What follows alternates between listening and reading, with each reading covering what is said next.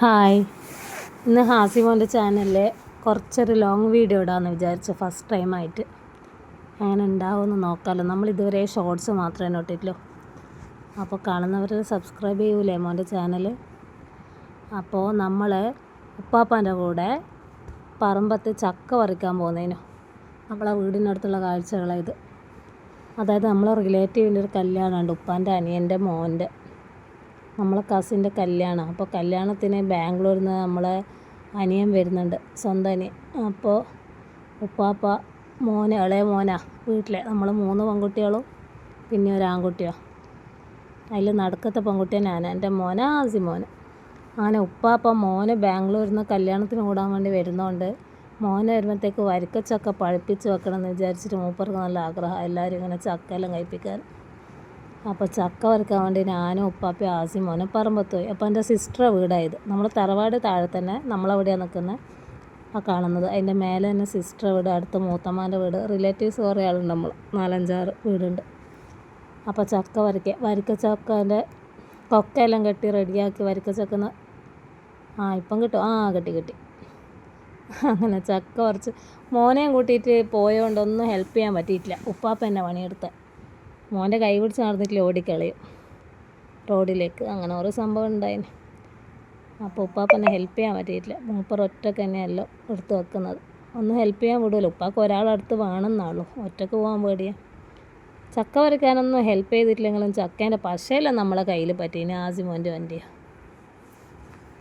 പിന്നെ കൈ വിട്ട് കഴിഞ്ഞാൽ ഇങ്ങനെ ഓടിക്കളയും, അവിടെ പിടിച്ച് നടക്കല. ഉപ്പാപ്പ കഷ്ടപ്പെട്ട് കൊണ്ടുപോകുന്ന ചക്ക പമ്മി നടക്കുന്ന ആസിമോന്.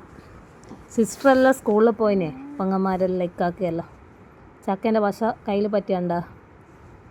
പെങ്ങന്മാർ സ്കൂൾ വിട്ട് വരുന്നത് നോക്കി മേലത്തെ റൂമിൽ അപ്സ്റ്റെയറിലേനും ഞാനും മോനുള്ള നോക്കി നിൽക്കുന്ന എന്നിട്ട് അവരെ വെൽക്കം ചെയ്യുന്നതിനും ജനലിലോട്ട്. അവർ വന്നാൽ പിന്നെ ഹാപ്പിയായി ആസിമോൻ. പിന്നെ മോന് പ്രത്യേക ഒരു പുഞ്ചിരി മുഖത്തിങ്ങ് വരും. മൂത്ത ഇത്താത്തൻ്റെ മൂത്ത മോള് കണ്ട യൂണിഫോം വരെ മാറ്റാണ്ട് ഹൈഡ് ആൻഡ് സീക്ക് കളിക്കുന്ന. അപ്പുറത്ത് മൂത്തമാൻ്റെ മോളെ കുട്ടികളുണ്ടേനും ഫുൾ ജോളിയായി. ഇതെല്ലാം ആസിമോനും ഊനാല് ആസിമോനും ഉമ്മയും ആടിക്കൊണ്ട് ഇതെല്ലാം നോക്കി നിൽക്കുന്നതിനും. ആസിമോൻ ഇങ്ങനെ കളിക്കാനൊന്നും ആവില്ലെങ്കിലും മോനെല്ലാം നോക്കി നിൽക്കും, അവരെ കളികളെല്ലാം ഇങ്ങനെ ഒളികണ്ണിട്ട് നോക്കും. ഡയറക്റ്റ് ഐ കോണ്ടാക്ട് തരൂല മൂപ്പർ. അങ്ങനെ നമ്മൾ ഊനാലിരുന്നിട്ട് ഇവരെ ഹൈഡ് ആൻഡ് സീക്ക് കളിയെല്ലാം കളിക്കുന്നതിനും. പിന്നെ ആസിമോനെ മുറ്റത്തേക്ക് വിടേണ്ട ടൈമായി. യെല്ലോ ഷർട്ടിട്ട് ആസിമോൻ അവരെ കൂട്ടത്തിൽ കൂടി ഓടി കളിക്കുന്നതിനും. കുട്ടികൾ മാക്സിമം ഇവനെ അവരെ കൂട്ടത്തിൽ മിങ്കിൾ ചെയ്യിക്കാൻ നോക്കും. അങ്ങനെ കുറേ പ്ലേ ടൈമായി. ഈവനിങ് ഒരു 1 hour അല്ലേ ഞാൻ ഇങ്ങനെ നടത്തിക്കും. അല്ലേ ഓടിക്കളി. മെയിൻ റോഡാണ് നമ്മളെ വീടിൻ്റെ സൈഡ്, വയനാട് കൊട്ടിയൂരമ്പലമെല്ലാം പോകുന്നത്. അപ്പോൾ അങ്ങനെ വിടാൻ കഴിയില്ല. ഈവനിങ് ഈ കുട്ടികളുള്ളവരോ 1 hour എല്ലാം വിടുള്ളൂ. അങ്ങനെ പിന്നെ കുറേ കുട്ടികളെ ഊനാലാടലും കളിയോ.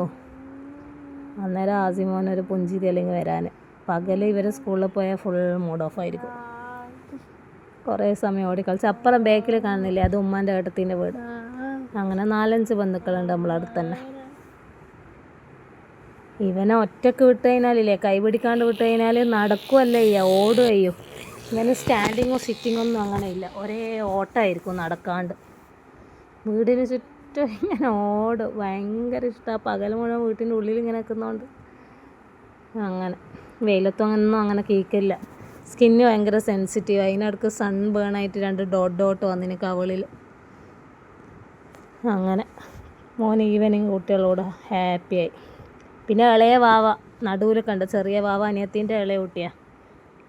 മോനെ